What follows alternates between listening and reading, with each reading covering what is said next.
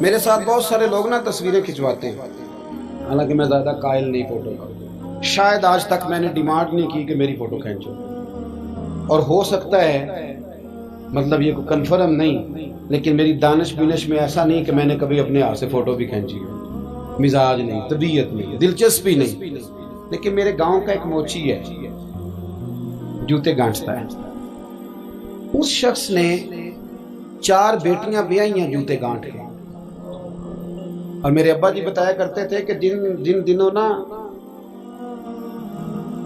دھیلا چونی جوتا گانٹنے، اب تو جوتے کوئی گنڈواتا ہی نہیں، اب تو گانٹنے کا رواج نہیں، اب تو بچے نئے لیتے ہیں، تو جوتا گانٹنے کے لیے جب اس کو دیتے تھے تو چونی اگر اس کی ہوتی تھی نا تو اس کو کہتے تھے نا روپیہ تو رکھ لے، تو کہتا کیوں رکھوں جی، میری چونیاں تو میں نے چونی لے لی، اور ناراض ہو جاتا تھا۔ 4 بیٹیوں کی شادی کی ہے اس نے، پھر اللہ نے اسے عمرہ بھی کرایا، اور آج بھی وہیں بیٹھا ہے۔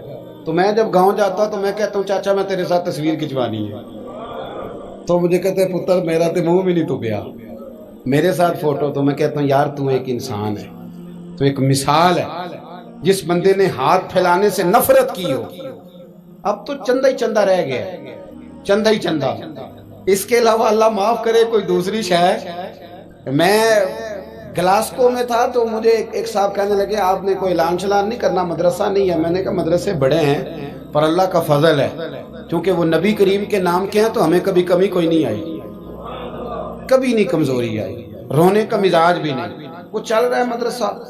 تو میں نے کہا آپ کیا سمجھتے ہیں جو یہاں آیا ہے وہ چندے لے نہیں آیا ہے؟ کیا مزاج آپ لوگوں نے بنا لیا، اس سے نکلیں۔ وہ بھی کوئی قومیں ہوتی ہیں جو ہر وقت ہاتھ پھیلا کے رکھتی ہیں۔ قرآن مجید نے صحابہ کی تعریف کی، لا یسألون الناس الحافا، وہ لپٹ لپٹ کر سوال نہیں کرتے۔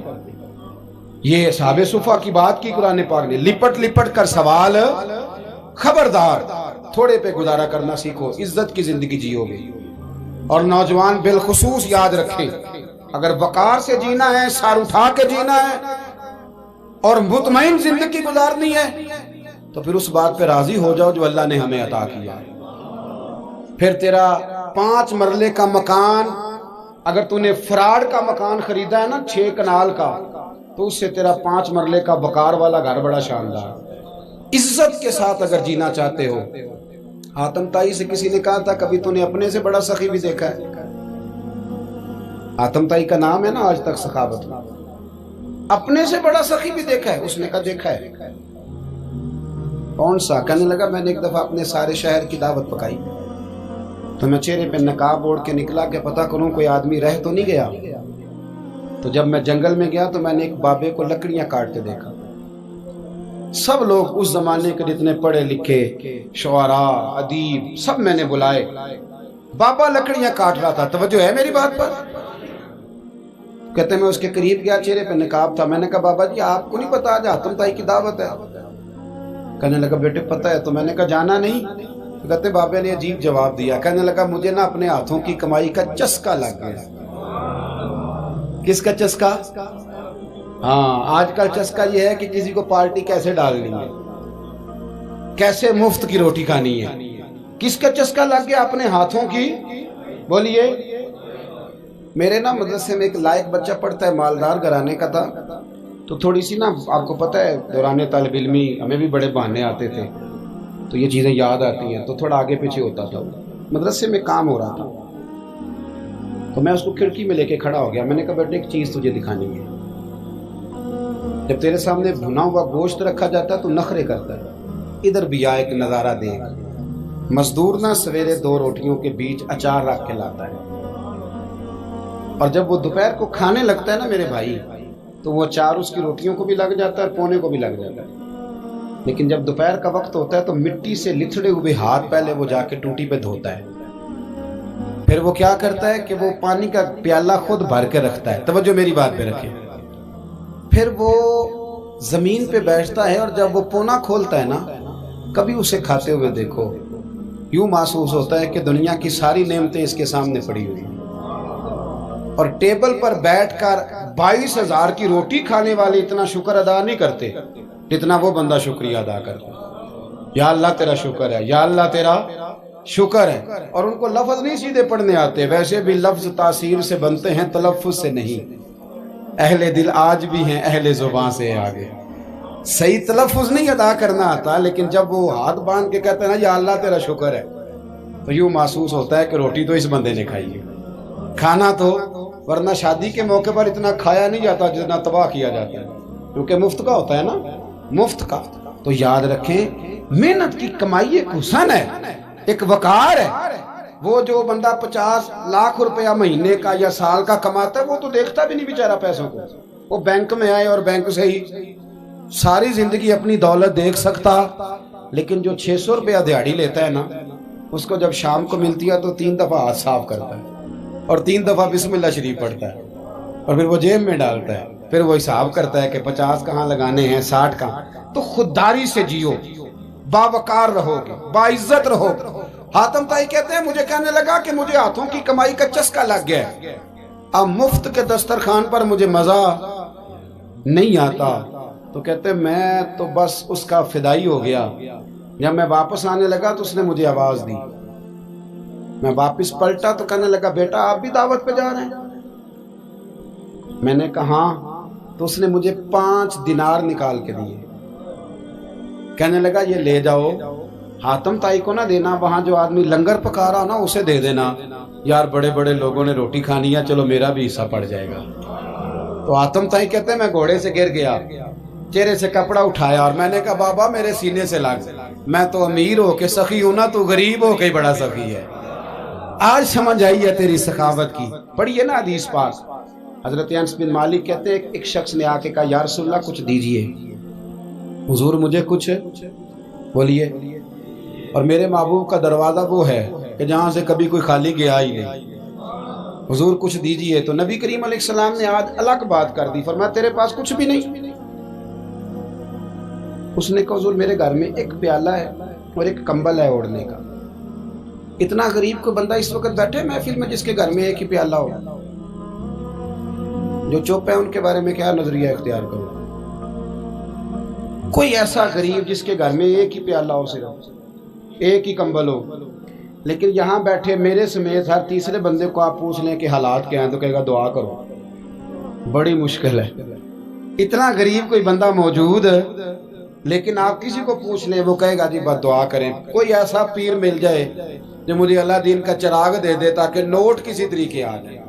اور وہ نعت خاں جو کہتا ہے کہ کون دیتا ہے دینے کو منہ چاہیے، دینے والا ہے سچا، وہ بھی کہتا ہے پہلے 25,000 دو.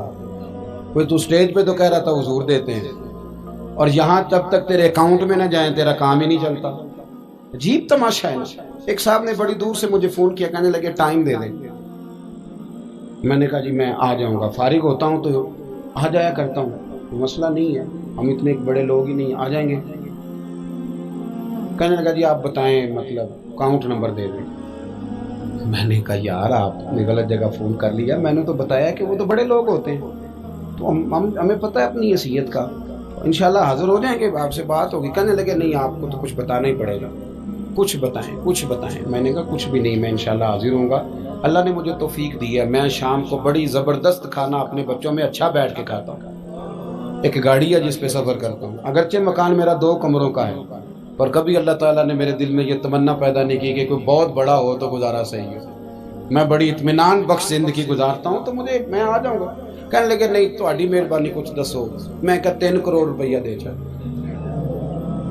کتنا جی؟ اللہ جانتا ہے ہنسانے کے لیے بات نہیں کر رہا، اور مسجد میں اونچا ہنسے بھی نہ. کتنے دیں؟ جی یہ تو آپ نے کیا کہہ دیا. میں نے کہا یار اگر میں نے اپنے لفظ ہی بیچنے ہیں تو اب میں 25-40 ہزار میں بک جاؤں. تو میں تو سمجھتا ہوں کہ نبی پاک کا فرمان بڑا قیمتی ہے، تو ریٹ لگاؤں تو میری حیثیت یہ ہو کہ 40,000 روپیہ. اگر میں نے بکنا ہی ہے تو کوئی ریٹ تو لوں نا. اور ویسے بھی میں تو سمجھتا ہوں کہ میں بڑا انمول ہوں، اس لیے کہ میں رسول اللہ کے دین کا نوکر ہوں. اور یہ غلطی ان کی نہیں جو بیچتے ہیں، غلطی ان کی ہے جو خریدتے ہیں. آپ لوگوں نے مارکیٹیں بنائی ہیں، آپ مارکیٹیں نہ بناتے تو کبھی مارکیٹوں میں اس طرح کی چیزیں بکنے کہ ہم نے ظلم کیا ہے، ہم نے زیادتی کی ہے، ہم نے یہ ماحول بنایا ہے. بہرحال بات دور نہ نکل جائے، واپس آتا ہوں.